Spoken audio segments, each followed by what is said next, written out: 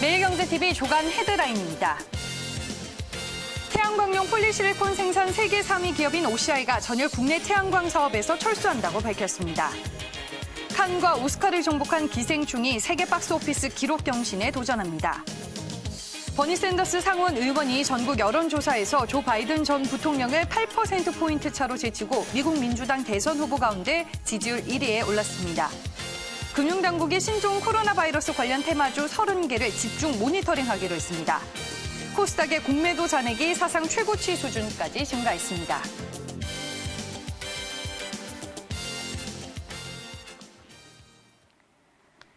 오늘 꼭 짚고 넘어가야 할 경제 이슈들 어떤 것들이 있는지 정리해 보겠습니다. 오늘은 인사이트K의 배종찬 연구소장 나와 계십니다. 소장님 안녕하세요. 안녕하십니까. 네, 오늘 매일경제신문의 주요 기사들 어떤 것들이 있을까요? 네, 또 신종 코로나 바이러스 관련된 내용도 담고 있는데요. 첫 번째 소식은 탈원전 바람을 탔었었죠. 이 태양광 생태계가 그런데 붕괴되고 있다는 소식입니다. OCI가 국내 생산을 포기한다는 기사 전달드릴 수 있을 것 같고요. 정말 이 영어 단어는 못 읽겠네요. 패러사이트. 전 세계에 퍼지는 기생충. 꿈의 5억 달러를 세계 영화 시장에서 만들 수 있을까? 이 내용이고요.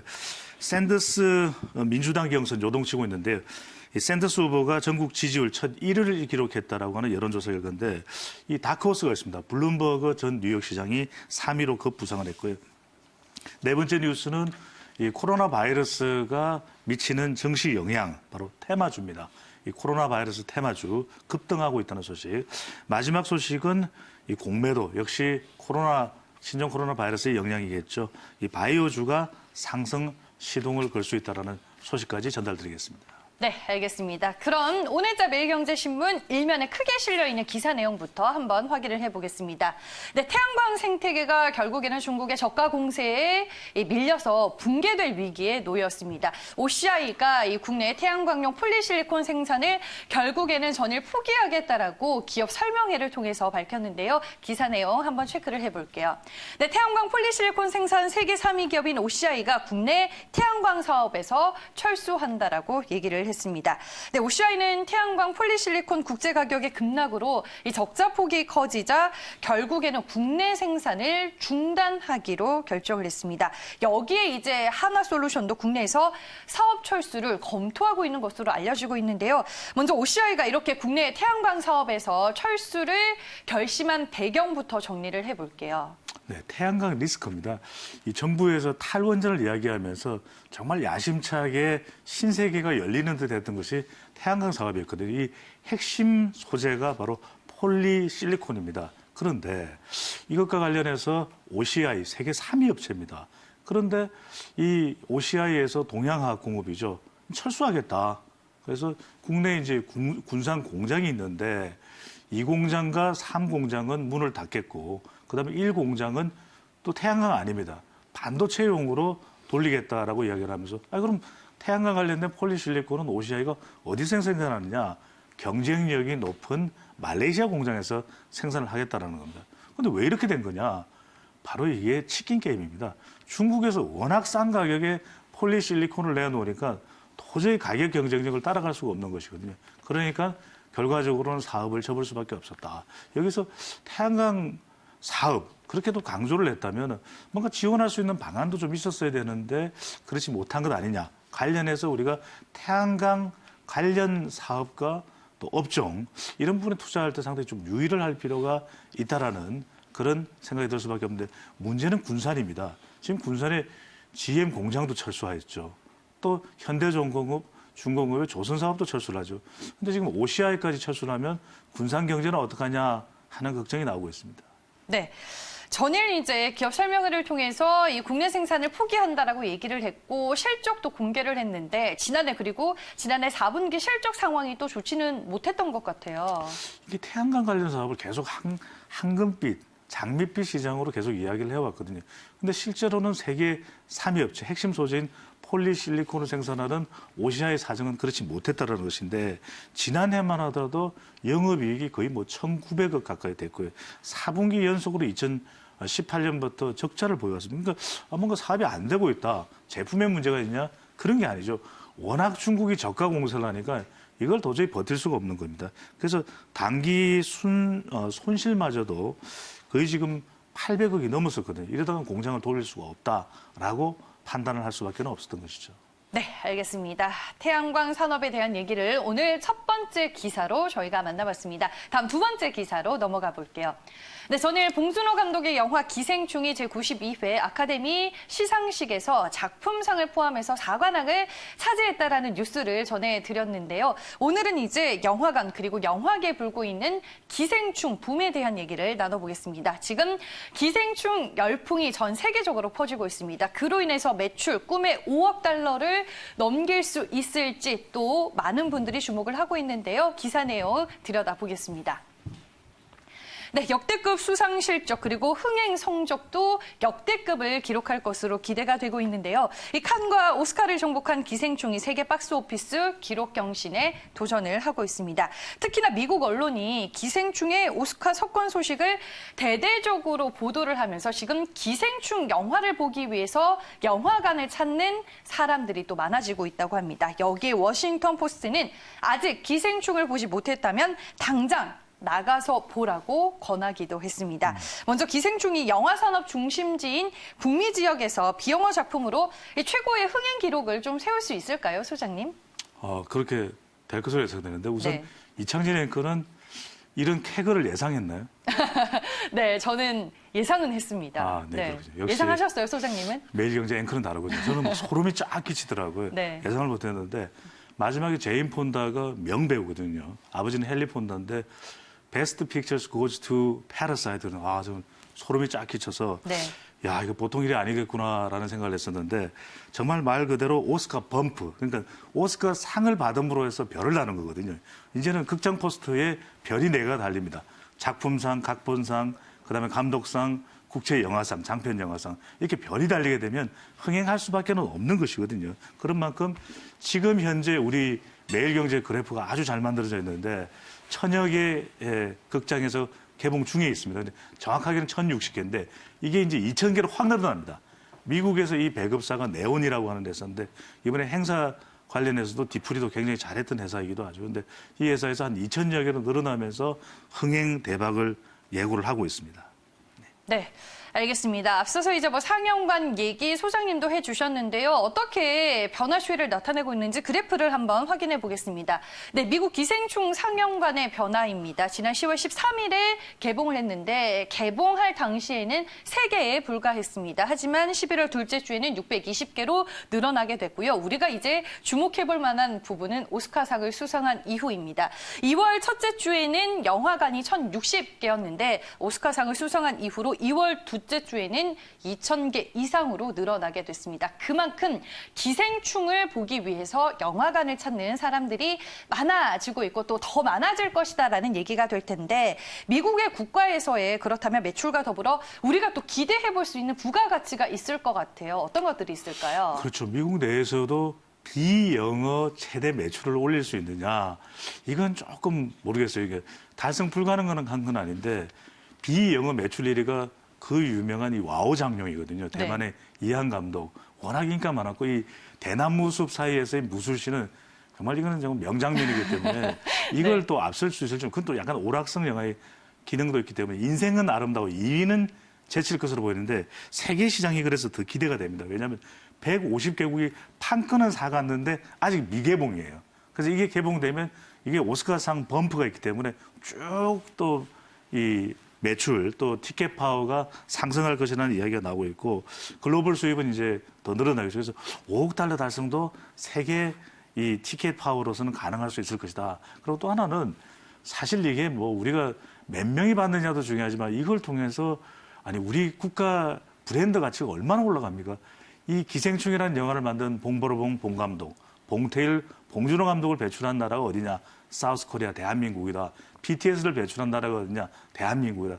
우리 국가 브랜드 가치가 한 1조 원 더 올라간다는 이야기가 있거든요. 그래서 저는 문화 경쟁력, 이 문화 경쟁력을 통해서 얼마나 더 많은 상품을 우리가 수출할 수 있을까? 뭐 CJ가 히트를 쳤습니다. 그런데 관련된 문화 산업 업종도 좀 눈여겨볼 필요가 있겠습니다. 네, 알겠습니다. 영화로 정말 전 세계를 하나로 만든 봉준호 감독입니다. 앞으로 이 영화 기생충이 더 세울 기록에도 저희가 관심을 가져보겠습니다. 세 번째 기사는 오늘자 매일경제신문 12면 국제면으로 가보겠습니다. 네, 기사 헤드라인부터 확인을 해볼게요. 네, 미국 대선 얘기를 좀 해볼까 합니다. 이 샌더스 의원이 전국 지지율에서 첫 1위를 기록했습니다. 여론조사고요. 블룸버그는 3위로 이제 급부상을 하게 됐는데 무슨 얘기인지 기사 내용을 통해서 한번 체크를 해볼게요. 네, 버니 샌더스 상원 의원이 전국 여론조사에서 조 바이든 전 부통령을 8%포인트 차로 제치고 미국 민주당 대선 후보 가운데 지지율 1위에 올라서게 됐습니다. 민주당의 두 번째 경선인 뉴햄프셔 프라이머리를 앞두고 이제 처음으로 전국 단위 지지율 1위에 버니 샌더스 상원 의원이 이름을 올리게 됐습니다. 1차 경선인 아이오와 코커스에서 부티지지에게 비록 패했지만 뉴햄프셔에서 서력을 할 수 있을지 지금 최대의 관심사가 되고 있습니다. 먼저 이번 전국 여론조사에서 나타난 특징들 어떤 것들이 있을까요, 소장님? 지금 민주당 경선 보면서 가장 웃고 있을 사람이 누굴까요? 트럼프입니다. 자, 이게 네. 민주당 경선이 요동치고 있는데 지난번에 개표 과정도 문제가 많았죠. 민주당 경선을 보면서 트럼프가 재선을 자신할 수 있겠구나. 재선 위험성, 재선 리스크는 계속 줄어들고 있는 모습인데요. 민주당 경선을 현장으로 한번 가보면 바이든의 몰락입니다. 이 아이오와 코커스에서도 4위를 냈지만 이게 뭐 뉴햄프셔도 중요한데 이대로 가다가는 바이든은 힘들겠다라는 이야기가 계속 나오고 있는데 말실수까지 했죠. 바이든의 몰락입니다. 그럼 샌더스는 1위를 했어요. 샌더스가 1위를 했는데 과연 샌더스는 무사할까? 그렇지만은 않다는 겁니다. 다크호스가 등장했으나 누구냐? 바로 우리 또 경제 관련된 뉴스를 보다는 유명한 블룸버그의 또 창업자죠. 이 블룸버그 전 뉴욕 시장이 다크호스로 3위로 또 올랐어요. 그런데 지금 부티지지가 아이오와 코커스에서 0.1% 차이로 1위를 했다고 그러는데 부티지지는 괜찮으냐? 전국적인 지지도가 안 나옵니다. 또 한 명 다크호스가 있는데 에이미 클로버시아 미네소타주 여자 상원 의원인데 이 사람도 상당히 약진한 모습을 보여줬거든요. 그런데 전국적인 지지율이 안 나옵니다. 자, 요약을 해보면 트럼프 대통령에게 가장 무서운 상대는 블룸버그입니다. 왜냐? 경제 이야기를 할 때 트럼프 대통령보다 더 경제를 분석적으로 이야기해 줄 수 있는 사람이 바로 블룸버그 전 뉴욕시장이거든요. 그런데 될 가능성이 있겠느냐? 이게 지금 이 민주당으로서는 문제입니다. 네, 알겠습니다. 저희가 미국 대선과 관련된 기사도 세 번째로 만나봤습니다. 바로 다음 기사로 넘어가 볼게요. 이번에는 코로나 테마주들에 대한 얘기를 좀 해볼까 합니다. 오늘자 매일경제신문 21면에 실려 있는데요. 시장이 7% 반등할 때 그 안에서 이 코로나 관련 테마주로 꼽히는 종목들은 무려 시장 대비해서 57% 급등하는 아웃퍼폼을 발휘했습니다. 기사 내용 한번 확인을 해볼게요. 네, 금융당국이 신종 코로나 바이러스 관련 테마주 30개를 집중 모니터링하기로 했습니다. 지난달 설 연휴를 기점으로 이 신종 코로나 바이러스가 급속도로 확산이 되자 그 불안감과 함께 일부 종목의 주가 급등을 전망하는 문자 메시지 상당히 많은 분들이 받으셨을 겁니다. 저 또한 그 문자 메시지를 받았는데요. 결국에는 이제 국내 증시 안에서 최근에 이 코로나 관련 테마주들이 좀 큰 관심을 받았나 봐요, 소장님. 이창진의 이것도 테마주 그러면 약간 주목하게 되죠. 솔깃해지죠. 네. 근데 조심할 필요가 있습니다. 왜냐하면은 지금 신종 코로나 바이러스 관련된 테마주의 등락폭이 일반적인 평균 주가 등락률보다 지나치게 크다라고 하는 것이거든요. 네. 이게 문제가 될 수 있는데 왜? 모든 관심이 거기에 가 있고 또 여기가 단기간 내에 사업이 잘 되면 뭔가 한몫 볼 수 있다. 이런 생각을 또 가지게 될 수밖에 없는 것이거든요. 관련된 주의 내용이 보면 신종 코로나 관련 진단주, 그다음에 백신주, 마스크주, 그다음에 심지어는 손세정제주 뭐 이런 이야기까지 나오면서 과연 이게 테마주가 맞는 것인지 또 국가 재난인데 이것이 과연 옳은 것인지라는 이야기가 나오고 있습니다. 네, 알겠습니다. 여기 이제 뭐 이메일이나 메신저, 인터넷 카페 등을 통해서 근거 없는 루머까지 퍼지게 되자 결국에는 금융당국이 칼을 꺼내들게 됐는데요. 어떤 부분을 이제 집중적으로 살핀다라는 방안인가요? 그렇습니다. 자시하지 않겠다는 것인데요. 금융감독원 한국거래소와 함께 금융감독위원회에서는 이 대규모 고가 매수를 해서 일정한 가격을 형성하려고 하는 세력이 있다. 또는 과도한 허수 주문을 하고 초단기 시세에 관여하는 움직임이 보인다. 또 상한가를 굳히게 하려고 한다든지 또는 인터넷 정권 게시판에 약간의 루머성 기사들을 올려놓는 거죠. 아, 잘 나간다. 이렇게 하는 행위들에 대해서 철저하게 단속을 하겠다라는 이야기이고 30개 정도 지금 테마주가 있는데 집중 모니터링을 한다고 하니까 이 관련되는 주식에 대해서도 단기적으로는 어떨지 모르겠습니다만 투자에도 역시 주의를 좀 기울일 필요가 있겠습니다. 네, 알겠습니다. 반드시 투자자분들은 이 코로나 바이러스 관련 테마주들 리스크 관리 철저하게 하시는 거 잊지 마시길 바라겠습니다. 오늘의 마지막 기사 짚어보겠습니다. 네, 매일경제신문 22면에 실려있는 기사입니다. 이 공매도도 버텨낸 바이오주들 최근 시장 안에서 다시 상승 시동을 걸고 있다는 내용인데요. 기사 내용 체크를 해볼게요. 네, 일단은 코스닥의 공매도 잔액이 사상 최고치 수준까지 증가하는 흐름이 연출이 되고 있습니다. 신종 코로나 사태 이후로 국내 증시안에서 이 공매도 물량이 얼마나 급증을 한 건가요? 굉장히 불확실성이 커지니까 코로나 증시 영향 2타는 테마주에 이어서 바로 공매도가 되거든요. 네. 근데 코스피, 코스닥 공이 사상 최고 수준을 보이고 있습니다. 그만큼 뭔가 불확실성에 대해서 이 주가 시장의 흐름을 타서 뭔가 좀 수익을 올려보겠다. 그러니까 대표적으로 주가 하락에 베팅하기 위해서 남의 주식을 빌려서 하는 것이 바로 공매도 아니겠습니까? 이게 상당히 누적되고 있는데 특히 어디에 몰려들고 있냐면 뭔가 불확실성은 크지만 좀 기대감도 있는 그래서 주가가 하락했을 때 사뒀다가 다시 뭐 수익을 창출하는 그런 어떤 계획을 가지고 있는 것이겠죠. 그래서 바이오 업종 쪽에 가장 몰리고 있는 것으로 공매도가 나타나고 있습니다. 네, 그러면 업종별로 이제 공매도 잔액 비율을 저희가 한번 살펴보도록 하겠습니다. 네, 코스닥 150 전체가 있고요. 이제 헤드라인에서도 확인이 되다시피 생명기술, 이제 바이오 쪽으로 이 공매도 잔액 비율이 상당히 집중이 된 것이 확인이 되고 있습니다. 그렇다면은 신종 코로나 진정과 함께 이제 국내 증시가 회복이 되면 바이오 종목을 중심으로 한 이 특정 종목의 주가 상승이 전망이 되고 있더라고요. 이건 또 무슨 얘기인가요? 그렇죠. 이것도 역시 공매도 영향이죠. 그런데 이제 안정되고 지금 당장 2월 달에도 코스닥은 좀 안정세, 코스피도 다 안정세를 보이게 되죠.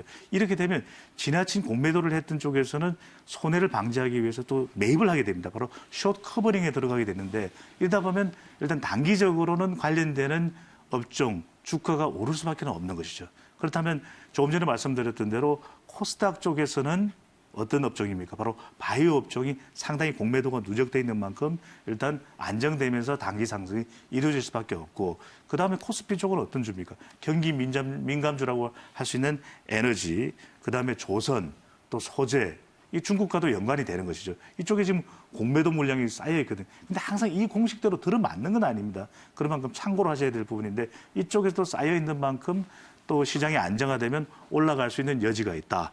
역시 이런 정시의 변화 역시도 신종 코로나 바이러스 때문에 생기는 현상이기 때문에 이 공식대로 들어맞는다기보다는 참고를 해두시면 좋겠습니다. 네, 알겠습니다. 이렇게 해서 오늘도 5개의 기사로 주요 경제 뉴스들 모두 살펴봤고요. 지금까지 인사이트 K의 배종천 연구소장과 함께했습니다. 소장님 오늘 말씀 고맙습니다. 감사합니다.